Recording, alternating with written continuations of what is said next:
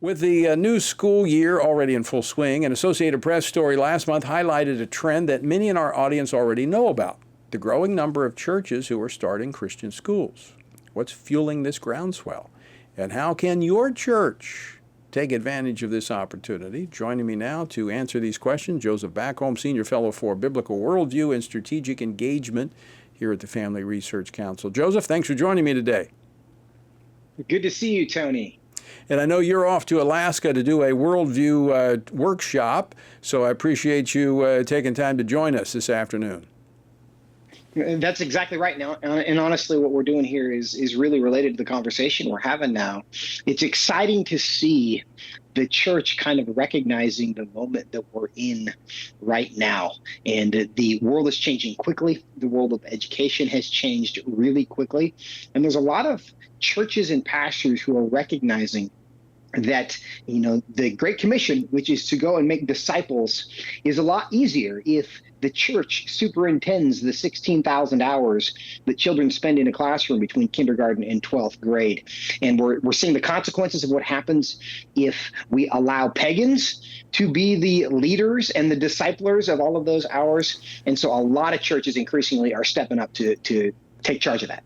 Well, then you get pagans. When pagans are teaching and training, you get pagans. That's what happens. We send our kids off to Babylon, and we wonder why they come back as Babylonians. Let's talk about you. About 4 years ago, you came out with a publication encouraging churches to use their facilities, every church a school. But with elections and governors and state legislatures, school choice has given fuel to this effort. Explain. Yeah, that's exactly right. And we have seen states recognize, and we know there are partisan differences in the way states are being led, but many states, and now we're in the dozens of states, who have recognized that we want parents to be the guardians and the leaders and the shapers of their children's education. And they are making that decision that we should not force children to be placed in a school that teaches only secularism.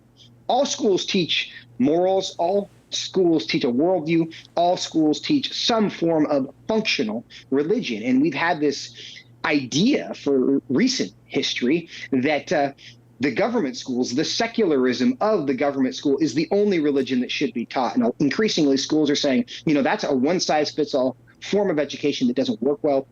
Parents want to do something different, and their elected officials are making that possible by saying, hey, these are education dollars. They will be used for education, but the parents will be the ones who determine what's the best form of education for a particular child, not politicians. Now, Joseph, I am all for the churches launching these schools or learning pods. There's different things, and I know you write about that in your publication, and folks, you can find it at tonyperkins.com.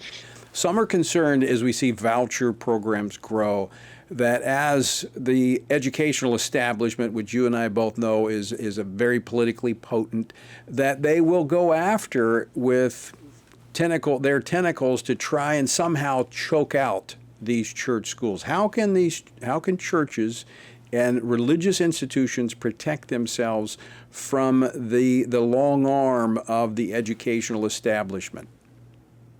Yeah, I think that's a fair concern, because we know that there are strings attached to government involvement in things, and there are better and worse ways to do school choice programs. But we also know the Supreme Court, in a variety of cases in recent years, has made it clear that just because there are religious organizations taking advantage of for example, a school choice program, does not give the government the ability to tell them this is how you must exercise their religion. So with the current makeup of the Supreme Court, their current understanding of the First Amendment, which is the historical one, there is no real risk right now of the government saying, oh, if you want to be part of the school choice program, therefore you must, tell boys that they can become girls, you must deny the truth of the gospel. Right now, that doesn't mean there's no risk in the future. And so you're right, it's a reason why we have to remain vigilant because there is a risk of these things. And we want to be smart about this, but we also need to recognize the emergency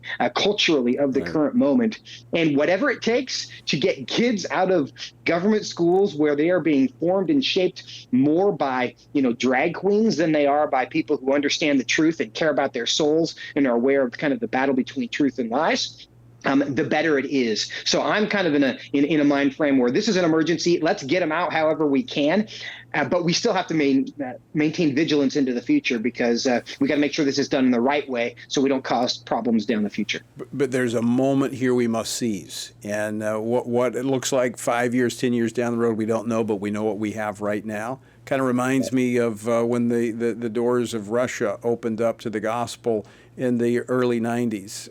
We didn't know how long it would be open, but it was open for a period of time. We need to seize the moment and utilize this opportunity, and churches can be at the forefront.